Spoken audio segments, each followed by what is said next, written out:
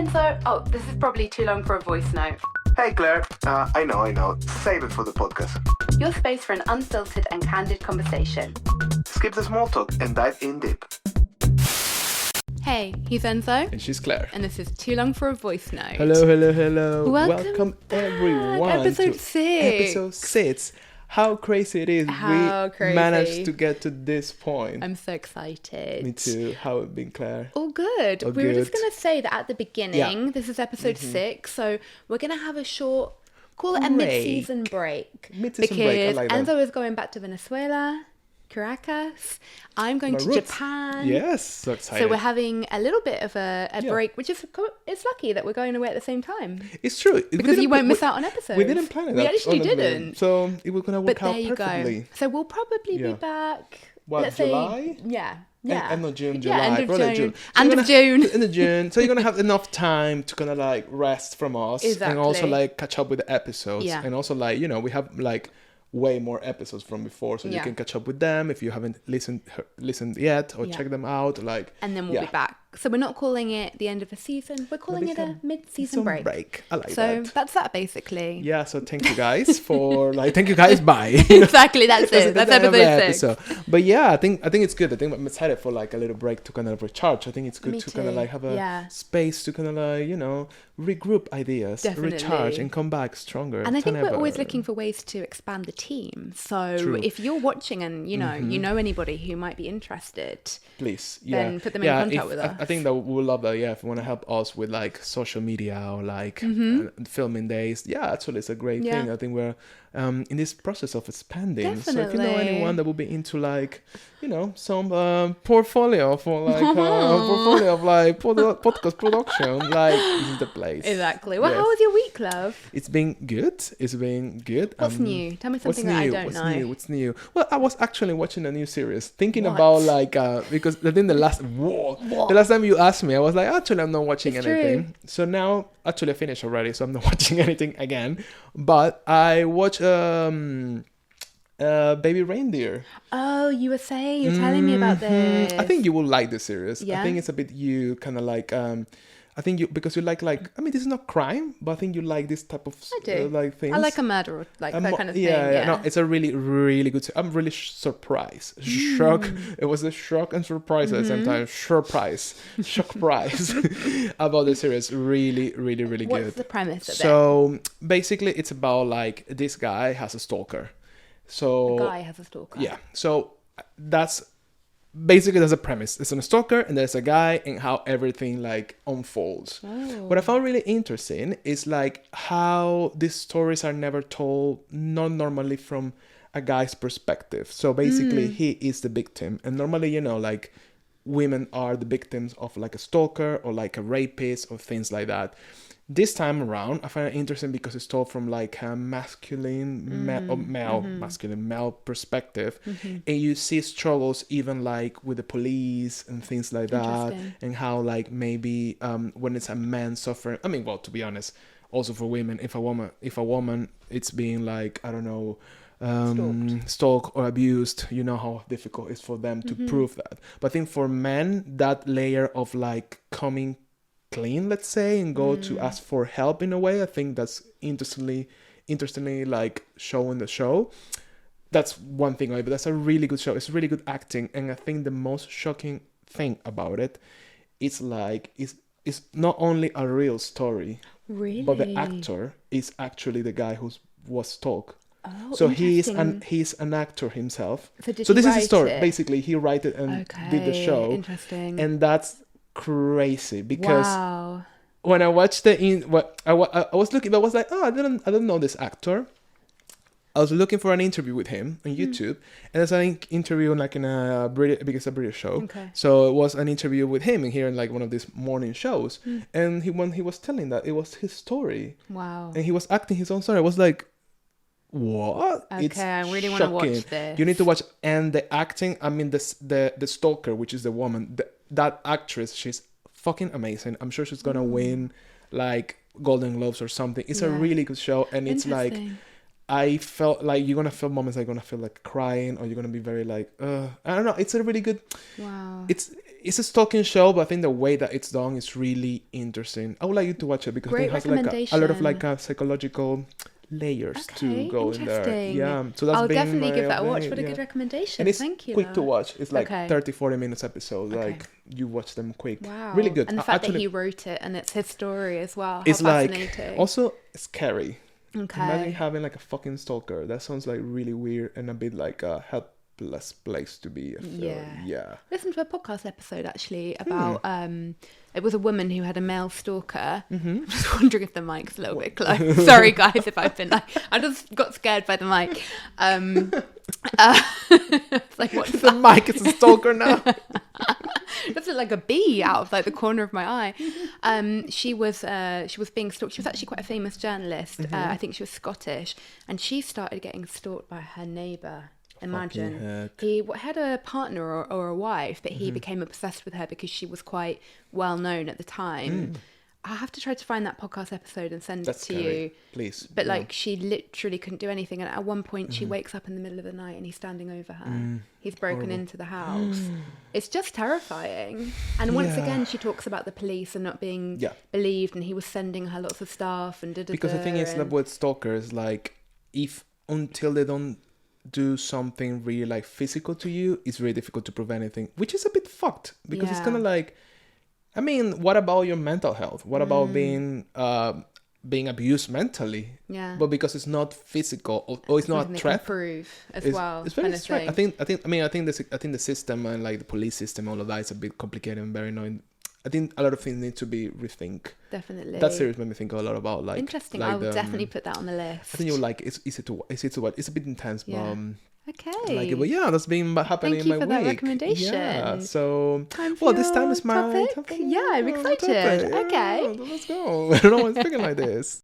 I think my topic this week is maybe weirdly connected in some angles to your topic last episode, which it was about being a radical optimistic person. So this week I want to talk about limiting beliefs. Oh, I love that. Very connected. Very connected. Yeah, very connected.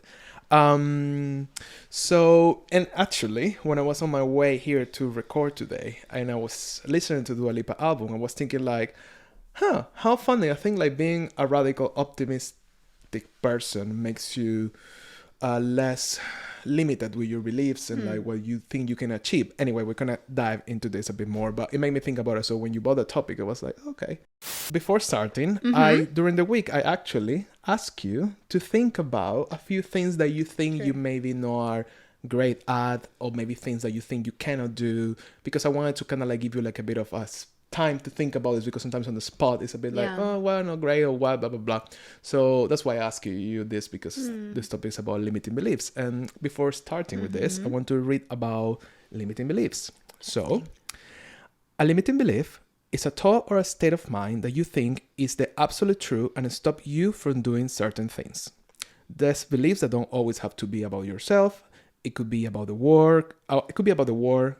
Work ideas, like how you interact with people, etc. Which I was surprised, because I thought like limiting beliefs was about yourself, but it could be about anything. So limiting beliefs, they can change your life, but not always for the better. They create self-awareness that stop you from chasing after your dreams, chasing your dreams, forming healthy relationships, and creating change in any area of your life. So basically, sometimes like limiting beliefs, they can be like an act of defense, a defense mechanism to protect yourself from pain, which was kind of connected to what we were talking before. So it's kind of like your subconscious could remember past negative experience and try to prevent you from hurting yourself again. So this is very connected to like anxiety, like imposter syndrome, to procrastination. So all of this is kind of like wrapped in one big thing of like stopping yourself to doing things to protect yourself. Okay, interesting. So what do we think about limiting beliefs? Very interesting. Have you heard about this before? I have. What's the story about this? What's this personal experience about limiting beliefs? I kind of view it as well as quite closely linked to self-esteem for example, you know, you're like, no, you're like, and so it's like, no, we're not going that way. No, but yeah, I think it can be viewed as that in a way. It's kind of like a set of beliefs that we have about ourselves that kind of dictates like how worthy we are and how capable we are of like achieving certain things in our life. That's kind of what I take it to mean. I think it's a bit like that actually. Like I mean, that was the first time I heard about this, but the first time actually like heard for long someone talking about this for long was like I was checking like Queen's Harvey podcast. Queen Harvey, we talked about her before here, is like a rapper, and she's an artist, and she has a podcast as well, which is really interesting. And she was talking with her husband about limiting beliefs and how that can like really block you to your dreams. So limiting beliefs is a lot of like how you limit yourself to achieve your goals and what you want and and how, for example, like you prefer to tell yourself I'm not good at that instead of trying and see if you're good at it. So it's kind of like a set of values that we create for ourselves, that it can be for work or life or about the world as well, about the planet. It's like thinking like, oh no, the world is shit, nothing will get better. Things like that are part of like a set of limiting beliefs. And I was a bit like, and I think especially for creative people, even if you're not creative, but I think for creative people it's like a big thing, because sometimes it's kind of like you think maybe like, oh no, I'm not able to achieve that level of greatness, so you automatically block yourself of being that. And it's kind of like this term is very, I was reading online, it can be a bit not problematic, but it can be a bit of like a controversy around it, because some people, they see it as like very like self-help book type of thing, like kind of like, oh no, you need to believe in yourself, you need to trust yourself, you need to believe in your talents because you can do it if you want. It's all of that, but actually it's very like basically give yourself value, right? No, which is why I said about self-esteem, I think, because like valuing yourself kind of goes hand in hand with that. Exactly. I think I do feel like if you want to do something, you can actually do it. If you want to be a doctor, well, you study, you do it, and you will get there. Maybe it doesn't mean you're gonna be the best doctor in the world. No, yes, depends, you know. But I think if you really want to do something, you can do it. You can just fucking do it, right? So that's the other side of it. People that say like, no, you have a talent. If you have a talent, that's why you need to be pursuing or like chasing for your talents, not to do something that actually is not natural for you. So what do you think about this like thing? I think this does link quite closely to last week's topic, and I think it's that kind of optimistic or pessimistic view of things. I think I'm always going to believe that like anything is possible if you really want to, kind of. I think actually that's something that probably, unfortunately, you have to really train when you get older, because the world becomes a bit harsher. And you think, you know, you become a bit more realistic. So for example, if you tell me like, Claire, like my dream is to become an Olympic athlete, I might be like, well, you're 34. Like, that's great. Maybe I don't know if that's going to happen for you. Which is true. But I think, why don't you channel that into like join like a running club or something like that? Why you don't do an activity that is because there are some things once again that, you know, are you going to become an Olympic athlete at 34? Probably not. Most likely not. Maybe, but maybe not. There are some limitations, I think, which are kind of about being realistic.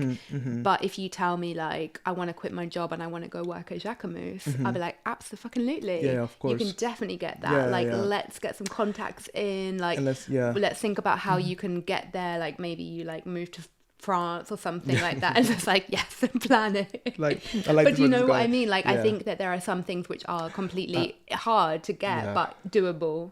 I like what exactly. And I like what you say about like, and I think like in the episode, Queen Harvey was also like talking about this, like in a way, like maybe you won't become an Olympic person, athlete, like Olympic athlete, but you can do something within that space that can make you feel connected to that. So you can start running every day, you can challenge yourself. Yeah. You can start seeing like what other athletes they do Yeah. to get in shape, and you can try to do that. So you Exactly. can still like pursue what you want in a different shape. Completely. Or maybe You don't need to you limit take that yourself. and you go Yeah. and do CrossFit. You can do that at any age. Yeah. So I Exactly. think that's the thing. Yeah. It's about that kind of flexibility. Yeah. And I think what you want from, if we keep on going with this Olympic Yeah. athlete example, you Yeah. want to be challenged to like Challenged, put yeah. yourself in the best shape as For possible, example, and you can yeah. completely get that.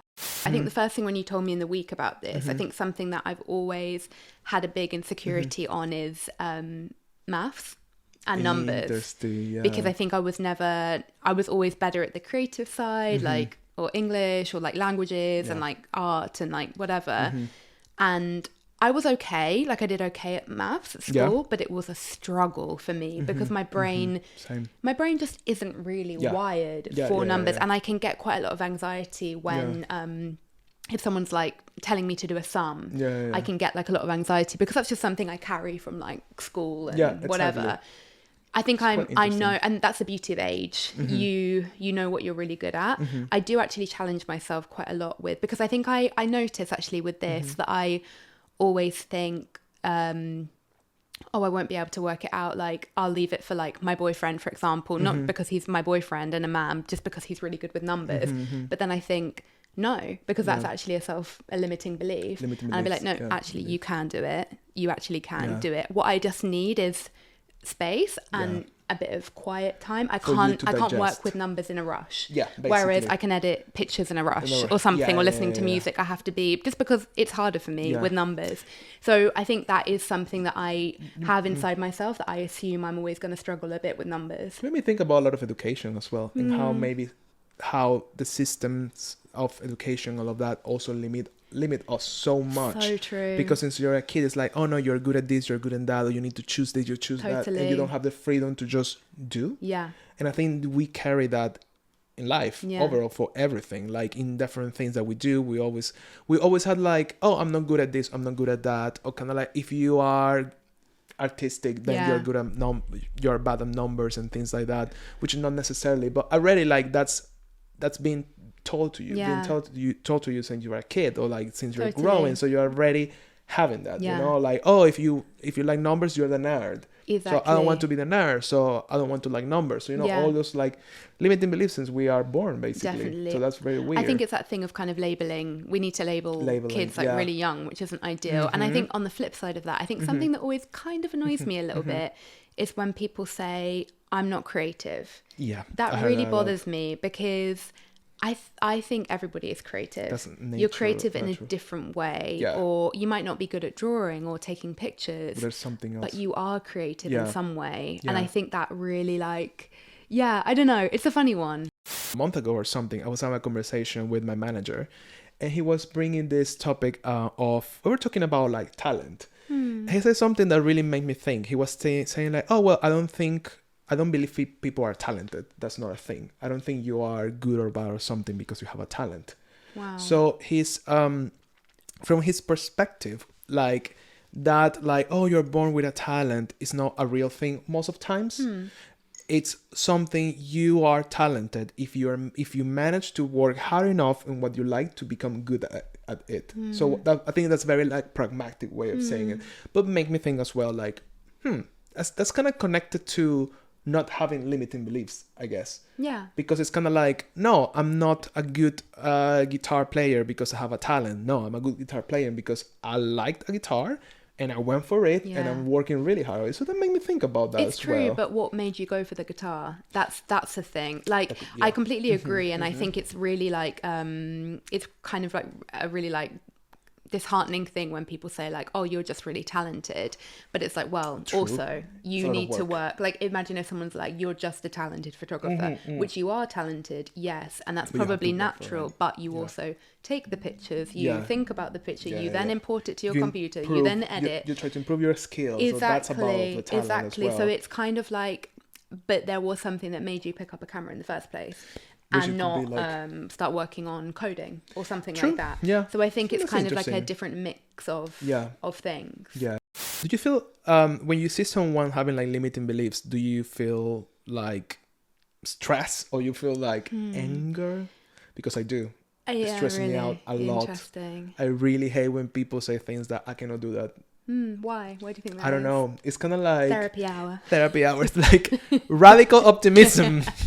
And it's not funny because I don't think I can do everything, and I don't want to do everything. There's things I really don't want to do. But it's kind of like, I don't know if it's a Sagittarius thing, like feeling like, oh, you think I'm not going to do it? I will do it. I will become, I don't know, like a brain, like doctor, and I'm going to save everyone. Doesn't know really, but you know what I mean? Like, it really stressed me out when people, they closed up themselves believing that they cannot do it. And it's like, but where's that coming from? Like, did you try again? Did you try first? If you try, it didn't work. Okay, that's good enough. You don't need to try 10 times. Not everyone needs to do it. Some people, they try once, they fail, they don't need to do it again.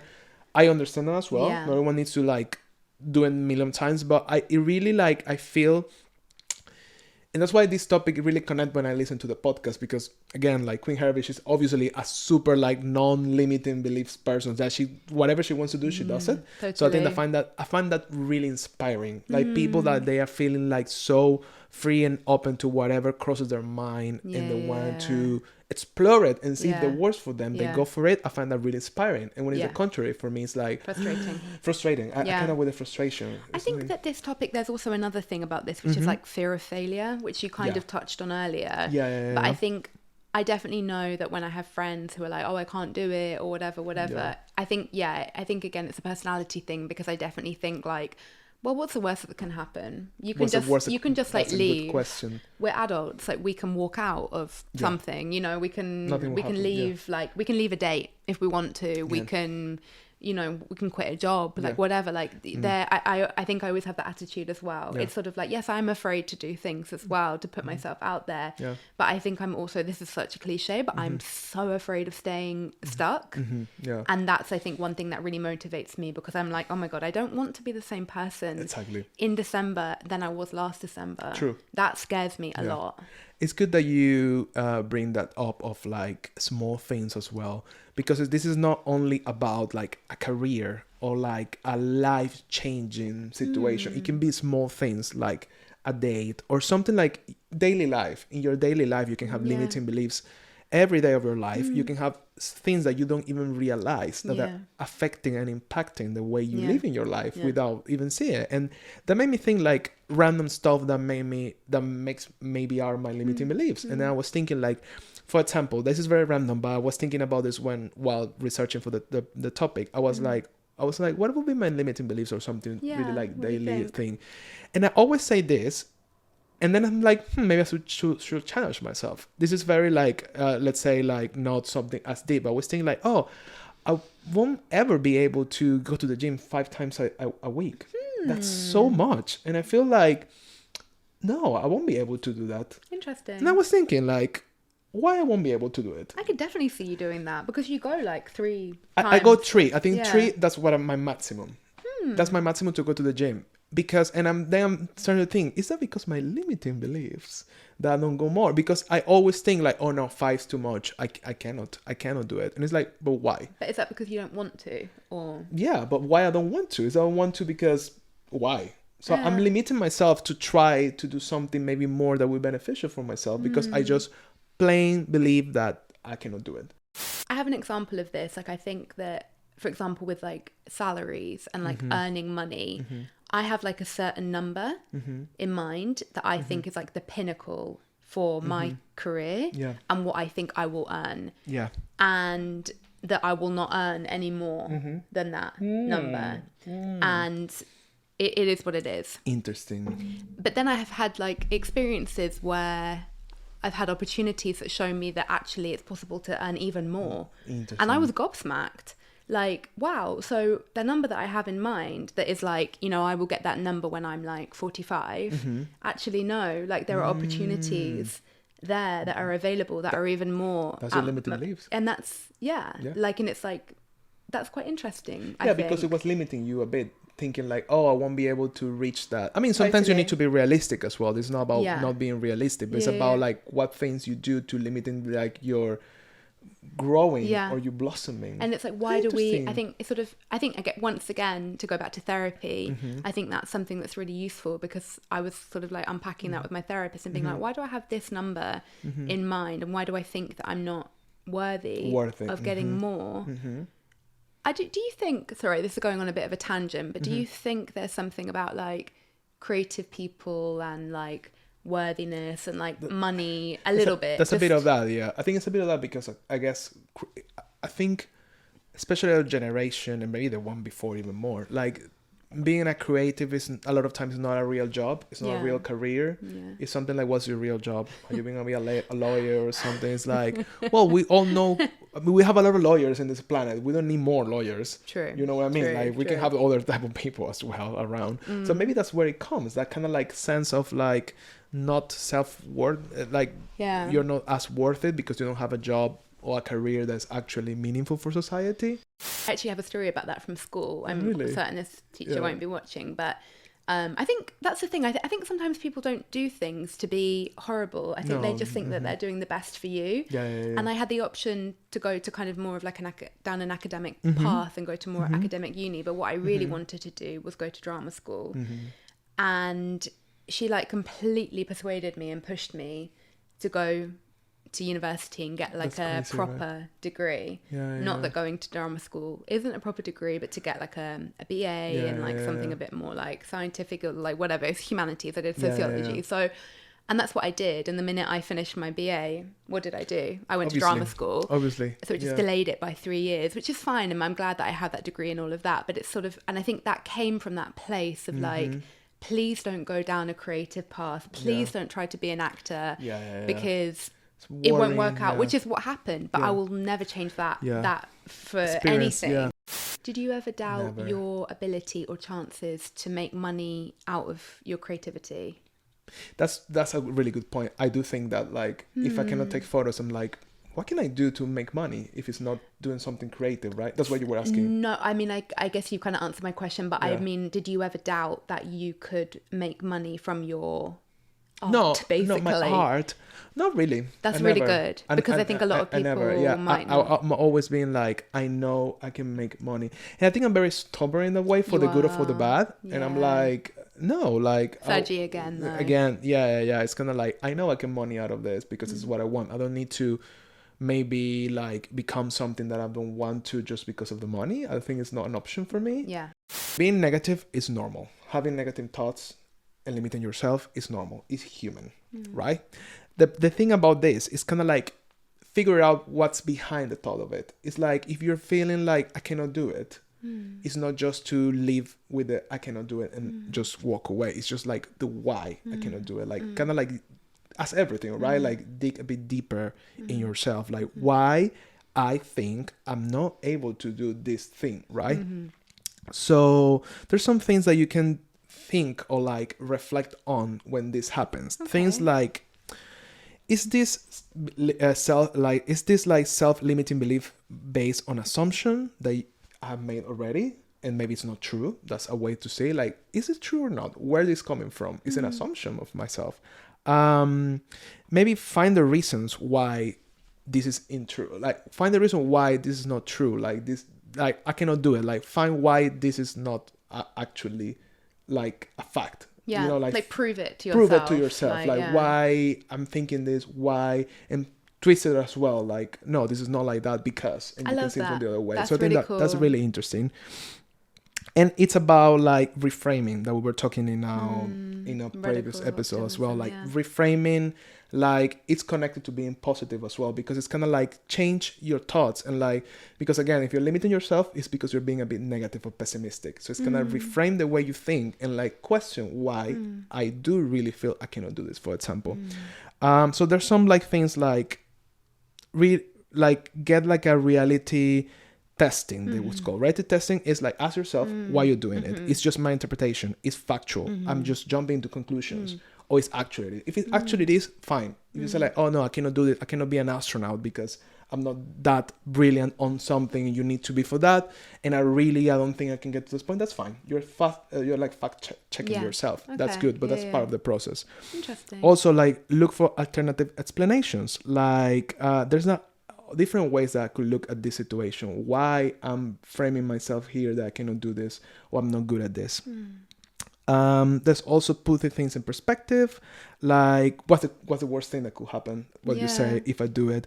How would that look like? What the best thing that could happen of it? If I, for example, I say I want to be a hairdresser. I don't think I'm talented with hair, but if I try, what's the best thing that could happen? I can do like really nice hair. Exactly. What's the worst thing? Well, 1 or 2 people, they're going to have horrible hair for a few months. And you maybe wasted like a bit of money or something, but it's like, it's not that deep, you know? Actually, I feel like that could be quite a good exercise. I think I want to do this. Maybe I'll do this on the plane to Japan. Oh. I feel like I'd like to make a list of like... Aesthetics. I think I'd like to make a list of like limiting beliefs I have about myself. Oh, I will do that as well. Do it on the plane to Venezuela. Yeah. Oh, that would be cool. Like, do it. And then I feel like challenging that, because that's like, it's like, why do we like... why do we have these and understanding? And I think if it's self-imposed, if you didn't impose it to yourself, and because I think sometimes we have all these beliefs and we don't know where they come from. Totally, we just have them, and that's the problem. And I think that's a good thing about therapy. It's sort of like when you understand where it came from, then you can like soften it. Let's definitely, like, when we come back for the new season, let's share this list. Oh my god, how exciting! So we can we'll do it. So you'll do your list, I'll do my list. I can tell. I'm gonna put a reminder. Okay, I'm gonna write a reminder as well to like doing it, so we can just come back and share our list of limiting beliefs. I love that, because I think that's a really interesting exercise. That can be. I think this is like such a positive way to end the mid-season. Yes, and we can start the next season with start the next half of the season with our list. Can't wait. How can't fun. wait. So thank you very God, much to share your thoughts with me, love. No, thank you, love. And can't wait to can't wait for this break, because I think it's good for no because it's like this being a lot and fuck her and fuck this. No, I think it's good to have this trip in the middle. I think we're gonna be like back with so many cool topics and thoughts and things. So and please, as always, please give us your feedback. We really do take the feedback on board. Honest feedback, please. Yeah, definitely. And see you in a few weeks. See you in a few weeks, guys. Thank you very much. See ya.